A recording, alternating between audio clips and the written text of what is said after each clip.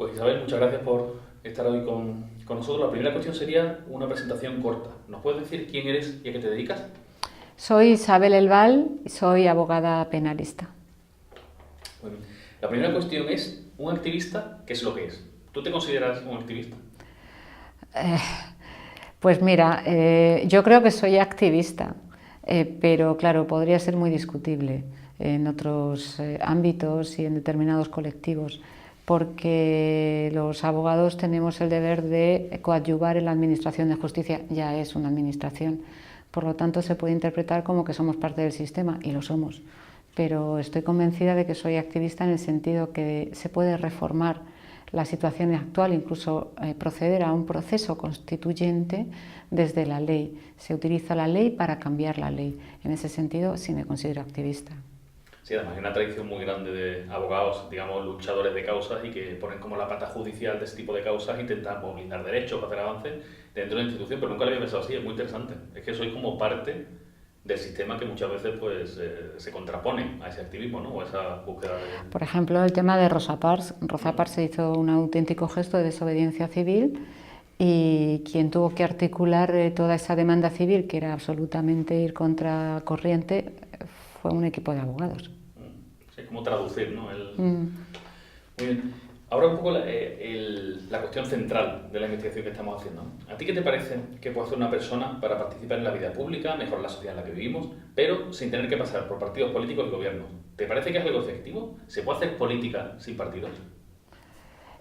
Yo creo que la política se debe hacer con partidos, pero también creo que se puede hacer sin partidos. De hecho, tenemos la experiencia de los vecinos, de las comunidades que regulan el tema de los colegios, por ejemplo, todas las reivindicaciones que se han hecho relacionadas con los recortes de los servicios públicos, que ha afectado, por ejemplo, a los colegios. Los padres han tenido ahí una iniciativa muy potente. Creo que la única forma de cambiar el mundo es desde abajo y con la gente. Los políticos son unas meras herramientas que están ahí para lo que nos haga falta, pero somos los ciudadanos. Es algo muy democrático lo que estoy diciendo. ¿Y nos podrías describir un poco tu parte activista? O sea, ¿cómo haces tu política? Bueno, la forma en que a mí me gusta, digamos, irrumpir y crear alguna quiebra o fisura en el sistema para cambiarlo es precisamente desde las herramientas de que nos dota el ordenamiento jurídico, principalmente el litigio estratégico. ¿En qué consiste eso? En que precisamente partiendo de esas herramientas jurídicas se denuncia la vulneración de derechos humanos en ciudadanos, provocadas contra los ciudadanos, contra instituciones como puede ser un Estado, por ejemplo, y ponerlo de manifiesto en compañía o gracias a la adhesión de la gente a través de asociaciones, ONGs o grupos de personas interesadas en ello.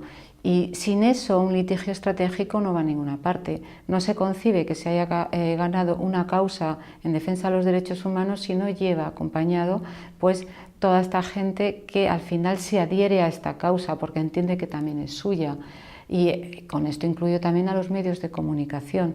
Por lo tanto, la denuncia de un derecho, de la vulneración de un derecho humano, desde las herramientas jurídicas, es importante articularla según el ordenamiento jurídico o según el sistema jurídico concreto, pero acompañado de esos componentes que le dota una especificidad que no tienen otros pleitos judiciales.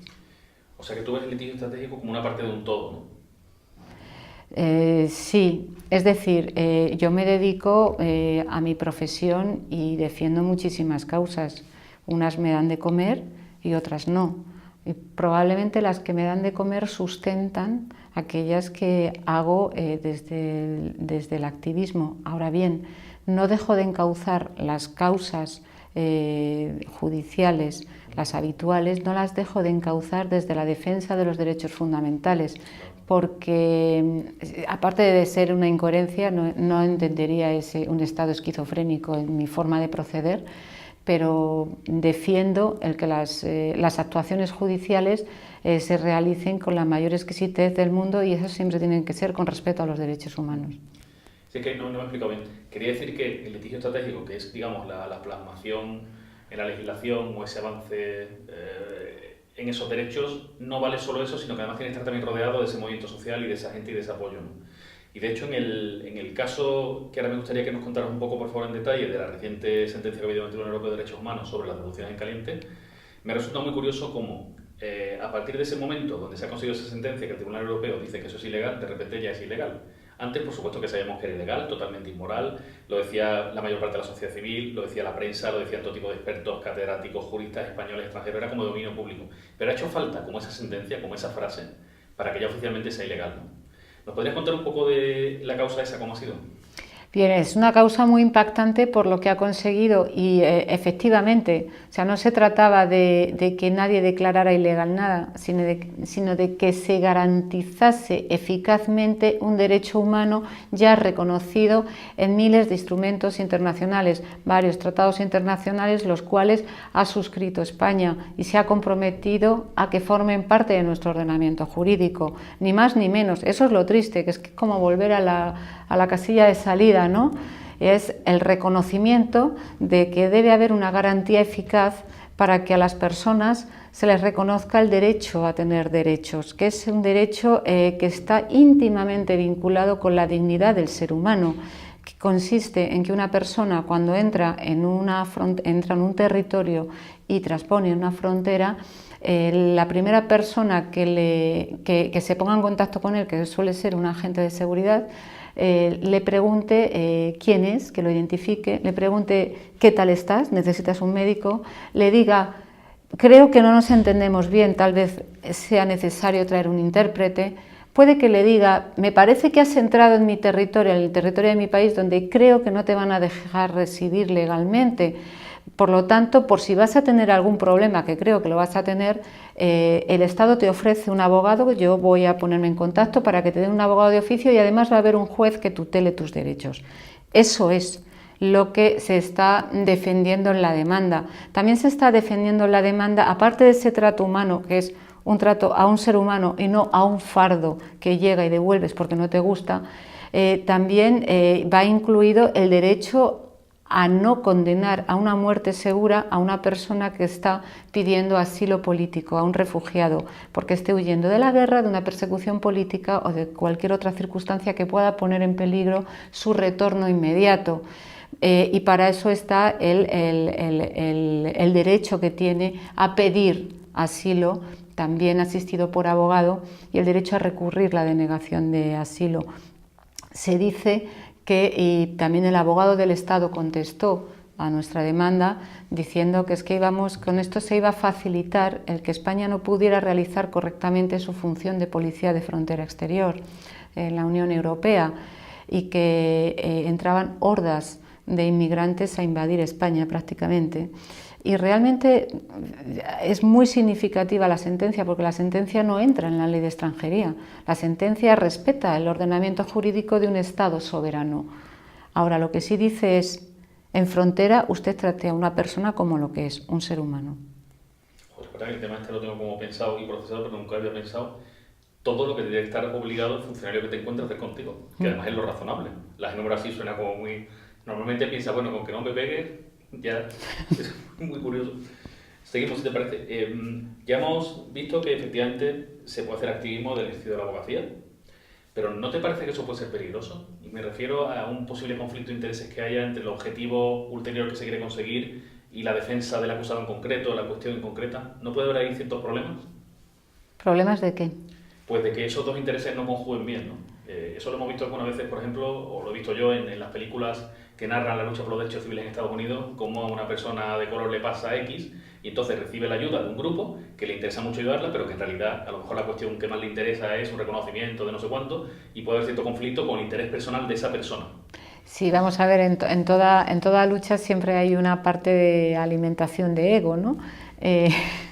también. Evidentemente. Para evitar eso, yo creo que para evitar un conflicto de intereses entre el cliente al que estás defendiendo, que además si se trata de un litigio estratégico estás defendiendo a otros que no conoces siquiera, y puede favorecer a la sociedad en su conjunto.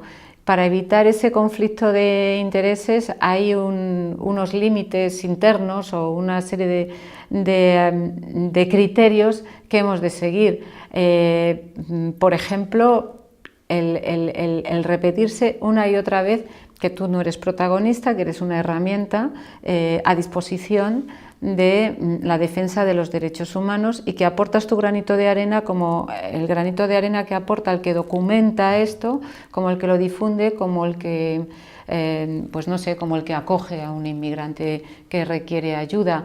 Es decir, es aportar un granito de arena, no eres el protagonista. De hecho, eso recientemente en un acto que hemos tenido sobre Frontera Sur en Barcelona, que aparte fue un acto muy plural y donde se permitió la participación de personas inmigrantes y como sujeto político se les empoderó, fue increíble. Yo me limité en mi intervención a decir que yo soy sustituible, o sea, los técnicos en un momento dado somos sustituibles. Quienes no son sustituibles son los que tienen el coraje de cruzar el Tarajal a nado o de quedarse horas encima de una valla esperando a que alguien les vaya a dar un trato humano cuando están viendo cómo a 60 personas más las están apaleando para entregarlas a las autoridades marroquíes. Entonces, eso es importante, saber que no eres el protagonista y que estás prestando una ayuda. Sin duda alguna también hay que celebrar los éxitos. Lo que pasa que yo recomiendo la celebración hasta una hora determinada, dejar de beber, dejar la fiesta porque mañana hay que madrugar y hay que seguir en la lucha. Muy bien. Un poco relacionado con esto, ¿qué consecuencias te parece a ti que puede tener el ser un activista? La exposición personal, el crearte enemigos. Bueno, las consecuencias del activismo yo creo que están puestas en una balanza. Si lo somos es porque nos compensa. Y no hablo del ego, porque efectivamente contra el ego hay muchos mecanismos, incluso la gente te limita y te corrige cuando cometes un error de esas características. Pero las ventajas son muchas. Te vas a dormir a la cama tranquilo sabiendo que has actuado correctamente. Esto da una cultura en cumplimiento de derechos humanos y esto da una relación con la gente de tal forma que no te deshumaniza, sino que es un constante intercambio de vivencias y de experiencias que te hace situarte en el mundo como quien eres y te da coherencia a tu existencia. Por otra parte sí que habría alguna desventaja, pues que en un momento dado nos quemamos un poco porque hay veces que los logros son pocos pero son enormes cuando se consiguen y la lucha continúa. Cuando se llegue a ese punto lo mejor es parar, descansar y tirarse un año sabático y para luego retomar, pero es la única desventaja. Últimamente me preocupa el hecho de que la represión tan desenfrenada, bueno, toda la represión lo es desenfrenada, que se ha activado con el tema de Cataluña, me ha hecho recordar a los años 90, era en la que cualquiera, incluso abogados, compañeros, puede estar incorporado en un informe de inteligencia. Puede estar, digamos, chequeado o controlado o vigilado y casualmente te puedes ver incorporado en un informe. Eso es lo único, y saber cómo funcionan las cloacas del Estado y saber cómo funciona el poder.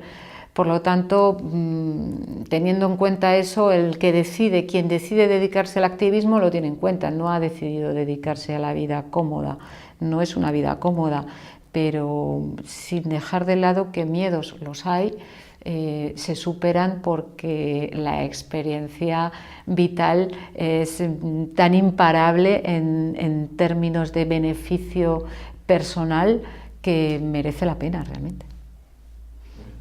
Y por último, y con esta pregunta cerramos, ¿qué consejo le darías tú a una persona que quiere cambiar la sociedad pero que nunca ha hecho nada activamente? Se siente solo, piensa que no puede, no se ve capaz, no sabría quizá por dónde empezar, nunca se ha asociado, nunca ha protestado. ¿Qué le dirías tú a una persona así?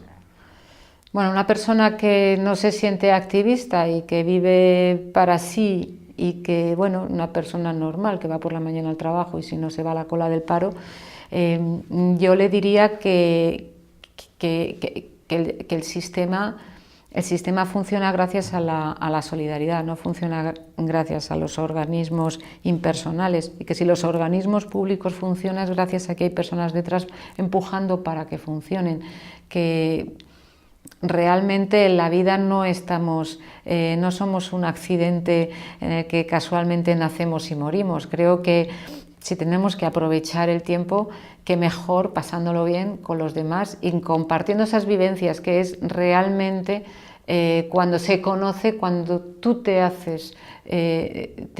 encuentras un lugar en este mundo y te buscas incluso la ocupación que pueda ser útil para el vecino, es directamente salir al mundo y conocer, si no hay que estar ni formado, ni tener 3 carreras, ni ver muchas series norteamericanas, ¿no? Muy bien, pues muchísimas gracias. De nada.